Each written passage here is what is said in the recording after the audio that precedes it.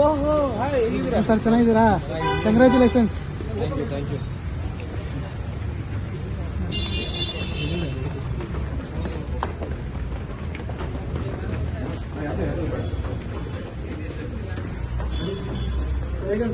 ತುಂಬಾ ಖುಷಿ ಆಗ್ತದೆ. ನಿಮ್ಗೆ ಏನ್ ಅನಿಸ್ತಾ ಇದೆ?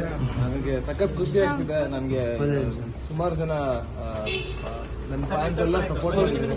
ನೀವೆಲ್ಲ ಸಪೋರ್ಟ್ ಮಾಡಿದ್ದೀರಾ ಅಂತ ಕೇಳಿ. ಬನ್ನಿ.